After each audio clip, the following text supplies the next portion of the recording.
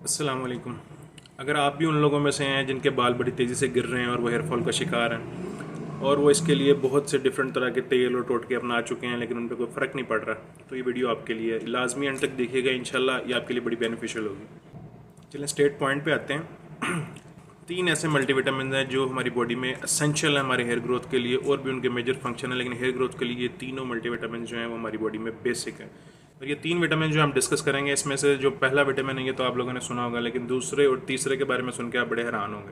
ठीक है, इसमें से एक तो है जो आप लोगों ने काफ़ी अमूमन सुना होगा, वो लोग यूज़ भी करते हैं, लेकिन वो एक सिर्फ यूज़ करने से उस तरह हमारे बालों को उसका फ़ायदा नहीं हो पाता।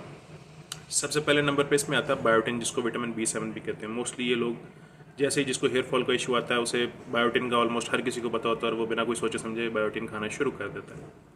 बायोटिन के इफेक्ट्स हैं, लेकिन बायोटिन के साथ साथ जब तक आप वो 2 एसेंशियल और विटामिन जो हैं वो अपनी डाइट में शामिल नहीं करेंगे तो बायोटिन उस तरह आपकी बॉडी पे इफेक्ट नहीं कर पाएगा, आपके हेयर्स पे उस तरह इफेक्ट नहीं करेगा। बायोटिन का बेसिक रोल बॉडी में क्या है, ये जितनी फैट, कोलेस्ट्रोल और कार्ब जो हैं ये इसकी मेटाबॉलिज्म में आपकी बॉडी की हेल्प करता है। और जो बायोटिन का एक मेजर रोल है वो केराटिन फॉर्मेशन का है। केराटिन जो कि आपके बालों का बेसिक बिल्डिंग ब्लॉक है, जिससे आपका मिल के बाल बना होता है। और जब हमारी बॉडी में इस बायोटिन विटामिन B7 की कमी होती है तो अल्टीमेटली उसकी वजह से आपकी बॉडी में केराटिन की क्वांटिटी जो है वो रिड्यूस हो जाती है। केराटिन कम होने की वजह से आपके बालों को वो एसेंशियल जो आपके बालों का बिल्डिंग ब्लॉक है वो केराटिन वो नहीं मिल पाता, या उतना सफिशेंटली नहीं मिल पाता। रिजल्ट इसका क्या होता है कि आपके बाल या तो कमज़ोर हो जाते हैं या गिरना शुरू हो जाते हैं। जो गिर जाते हैं उसकी जगह अक्सर नए नहीं निकलते। ये इसकी मेजर वजह होती है। सेकंड नंबर पे आता है विटामिन B12। शायद आप लोगों में से कुछ लोगों ने विटामिन B12 का नाम भी ना सुना हो।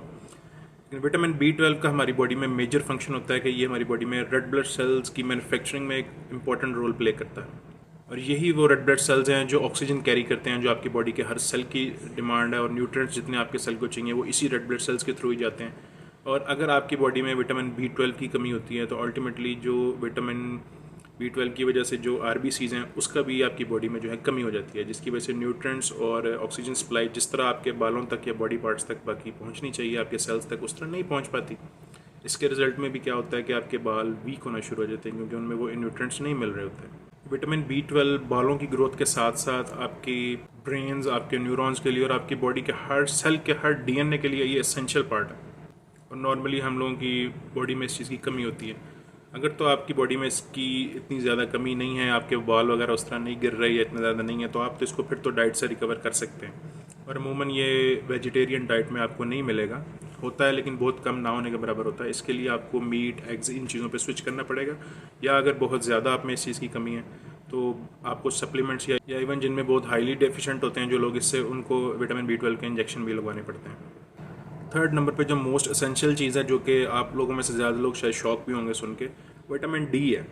विटामिन D की कमी आपको हेयर फॉल में एक सबसे ज़्यादा मेजर फैक्टर और सबसे ज़्यादा मेजर रोल प्ले करती है। और स्पेशली आजकल जैसे कि हम सूरज से वैसे ही भागते हैं, फुल क्लोथिंग, जब भी सूरज निकलना, सन ब्लॉक आपने हमेशा लगाना है, जबकि अर्ली इन द मॉर्निंग और in the evening when the sun is about to set, ये दो सबसे ज़्यादा इंपॉर्टेंट टाइम है जब आपकी बॉडी जो है वो विटामिन D सन से बनाती है। और अनफॉर्चुनेटली विटामिन D का सनलाइट के अलावा कोई मेजर सोर्स नहीं है हमारी फूड में कि जिससे हम अपनी डेली विटामिन D की नीड्स को पूरी कर सकें। उसकी वजह से हमें विटामिन D के सप्लीमेंट्स लाजमी लेने पड़ते हैं। विटामिन D के सप्लीमेंट से आपके कैल्शियम, आपकी बोन्स, आपके टीथ, आपके स्किन, आपके हेयर, सबको उसके वो नेसेसरी न्यूट्रिएंट्स मिलेंगे। सो रिमेंबर कि अगर आपके हेयर फॉल का इशू आप में ज़्यादा है तो आप लाजमी सप्लीमेंट्स पे स्विच करें, या अगर आपके अभी हेयर फॉल उस तरह नहीं है लेकिन आपको फील हो रहा है कि आपके हेयर कमज़ोर हो रहे हैं तो आप इन चीज़ों को अपनी डाइट में लाजमी शामिल करें। सप्लीमेंट्स की फॉर्म में बेशक ना करें, लेकिन नेचुरल जो चीज़ें हैं खाने पीने की उसमें इसको अपनी डाइट में लाजमी शामिल करें, जिनमें बायोटिन की, विटामिन B12 की और विटामिन D की क्वान्टिटी ज़्यादा हो। और अगर अनफॉर्चुनेटली आपका हेयर फॉल स्टार्ट हो गया है या ज़्यादा हो गया है तो आपको इन चीज़ों के सप्लीमेंट्स लाजमी डेली अपनी लाइफ में लेने चाहिए। इंशाल्लाह आप ये तीनों सप्लीमेंट्स लेंगे तो आप एक मेजर डिफरेंस फील करेंगे अपनी हेयर ग्रोथ में। आई होप आपको ये वीडियो पसंद आई। इस तरह के वीडियोज़ के लिए चैनल को सब्सक्राइब कर लें और वीडियो को लाइक कर दिया करें। और किसी भी तरह का कोई क्वेश्चन है इस मामले में तो आप कमेंट्स कर सकते हैं। शुक्रिया, मिलते हैं नेक्स्ट वीडियो में।